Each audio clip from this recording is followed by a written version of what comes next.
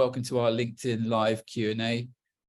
I'm Chetan Joshi from Margin Reform, and I'm been joined by Roy Zimmerzau from Peerpoint, and together we're going to take some questions around our event. So our event is starting next week, and it'll be on the 20th of September to the 21st of September, and we'll be going through 2 days of mastering collateral management in derivatives and security finance.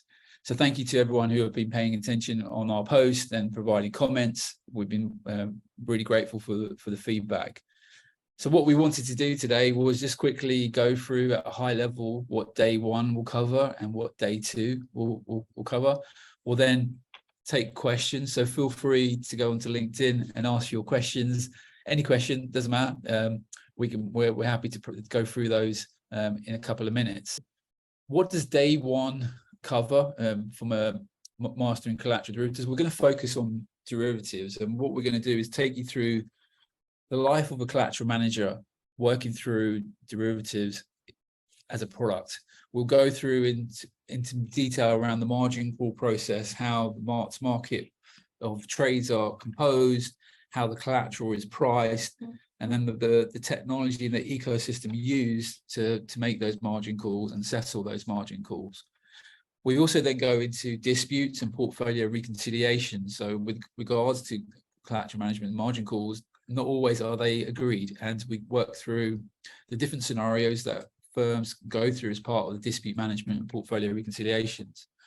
We'll also go into more details around clearing and the clearing houses and how they play a massive part in the ecosystem for derivatives, working through the different waterfalls, default management that you have within the clearing house. So by the end of the day, you've got a deep understanding of bilateral and cleared derivatives.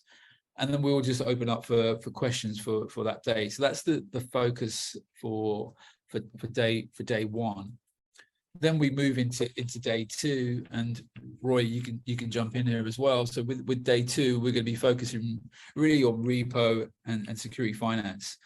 We'll start off at a high level around the repo markets and the securities lending, and then we'll go into some real detail around those areas. And Roy, I'll hand it over to you just to add some more stuff that we'll cover on day two, please. Yeah, thanks for that, Chetan. So yeah, as you say, day two is going to be more about specific securities finance transactions, repo and securities lending. We'll talk about a sort of a really beginning to end aspect of the business. So you get an understanding of the drivers behind the business, the role that securities lending and repo play in the financial market. Some of them are obvious, some of them are more subtle, and unless you actually are part of the markets, you may not understand what a fundamental role they actually play in proper functioning of markets. We'll review sort of market participants, who the players are and what their activities are within that business, the transaction life cycles of both of the structures, different routes to market and different reasons people access the market, how they access the market.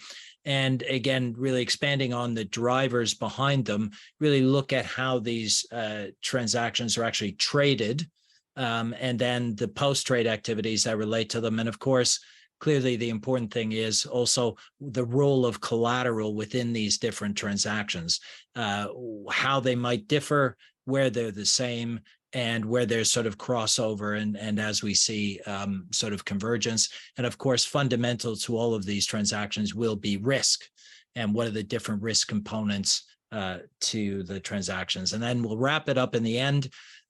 Why have we brought these two courses together, or these 2 days together, into a single platform, and review sort of the commonality, the differences, the trends that we actually see in the market, and the way forward. So that's day two, Chetan. Thanks, Roy. I think that last point is really important, a good segue to explaining to this group why we've created the Institute of Collateral. You know, you've been pioneering in the security finance and repo space, and we've been doing that in the derivatives space. So putting the two firms together and creating the Institute of Collateral, which is a new community that's not just in a silo of derivatives or security finance, it's both of those together. And we strongly believe those ecosystems should closely align. You know, historically, we've seen the business lines separated, but now as regulations have hit organizations, those business lines are coming closer together. And I think, Roy, you've seen that as well in your conversations, that people are now looking to manage it centrally in sort of as a focus area now. Yeah, undoubtedly, organizations of on both the buy side and the sell side kind of have realized that historical kind of silo-based activity, which still exists in many firms, that the differences between the different silo transaction types, certainly from the collateral perspective, those differences are kind of disappearing. We even see trade associations working together to make certain that there's more consistency across documentation.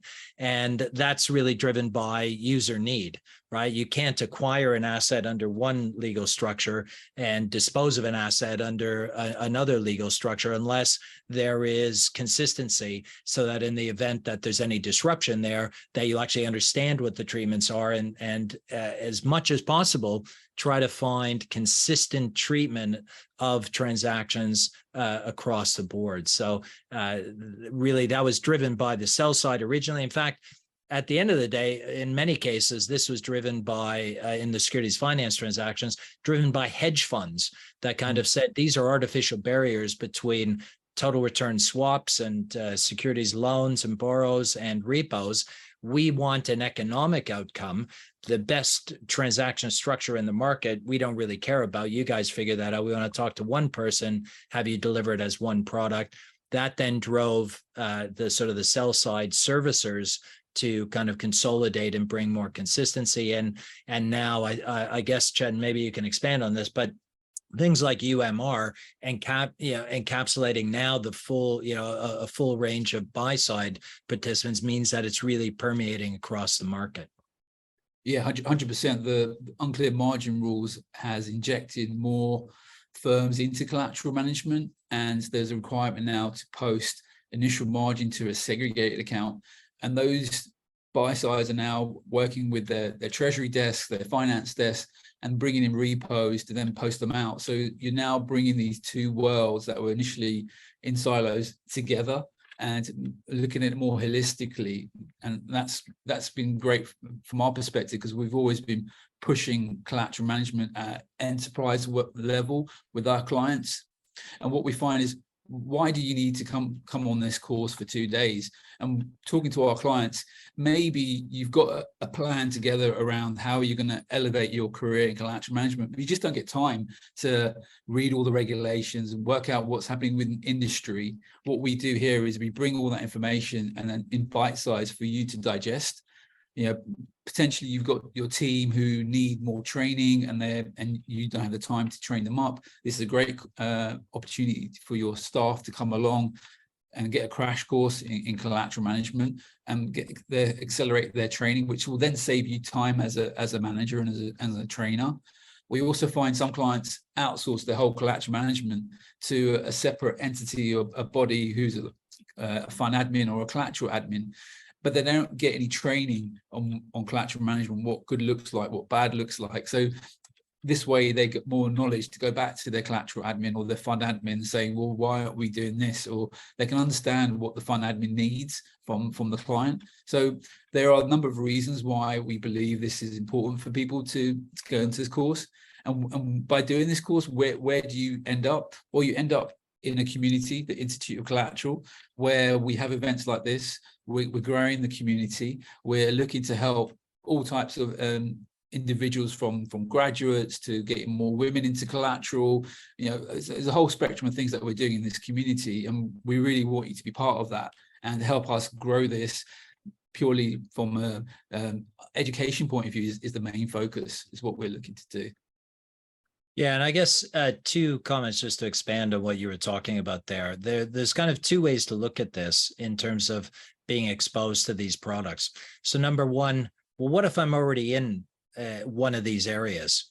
Well, one of the things I find really interesting is that typically people's expertise within a business activity tends to be very focused on whatever their function is. They might be in trading, they might be in operations, they might be in risk management type roles. And what the whole idea of having a course like this is you get exposed to the full range of activity, even within the individual silo. So you'll often hear about traders that don't really understand how the operational components of a transaction work. And if they understood that better, maybe that makes actually the transaction flows better, or even just improves their overall understanding. And of course, vice versa. So that's the vertical side of it. I guess horizontal is that, as we said before, we see these products coming together and increasingly overlapping in organizations of all types. So the roadway, the pathway for the future really is, if it hasn't started being integrated yet, it is likely to do so over the coming years. And this kind of better equips everyone to do that.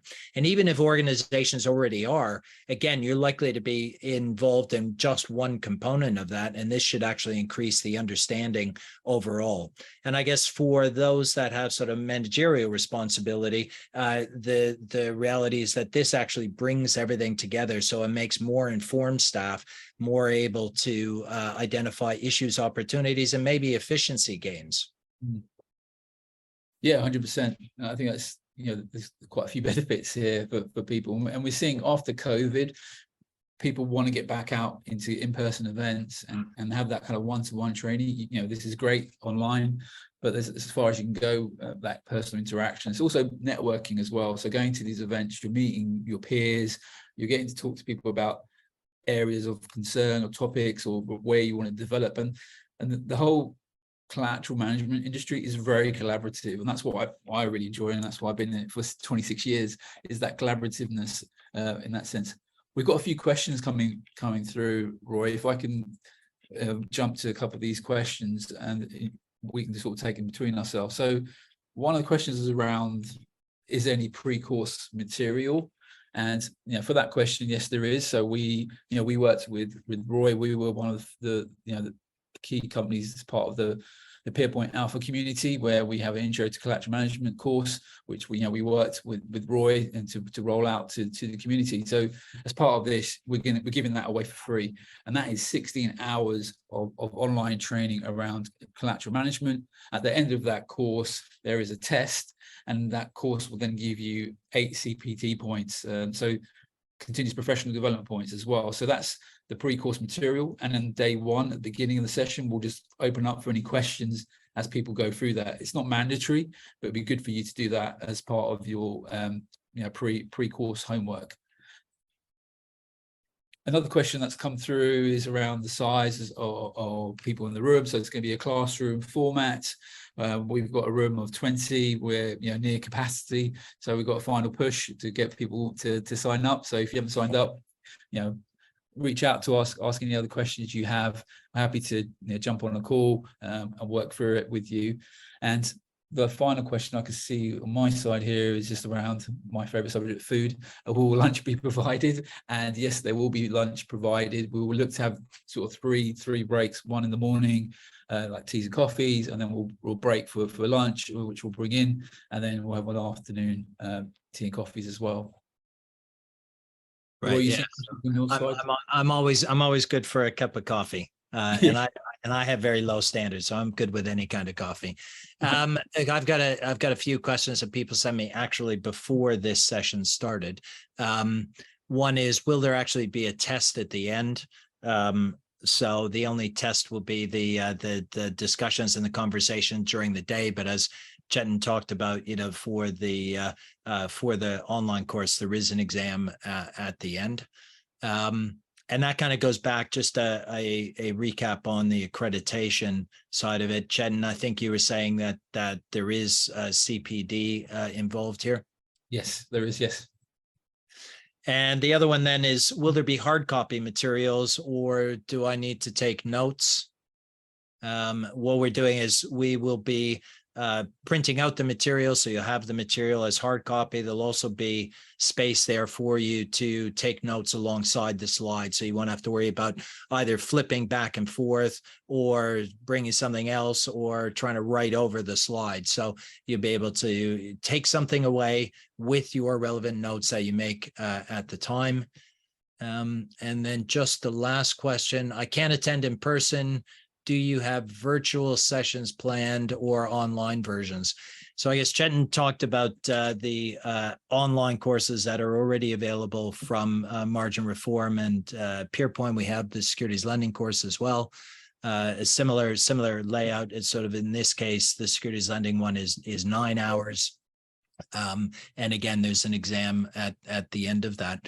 But Chen, what about the idea of having, there's real value in face-to-face sessions. So that's why when we were talking about it, we decided to do it that way. But what do you think about doing virtual sessions for those people that can't make it to London or for other reasons?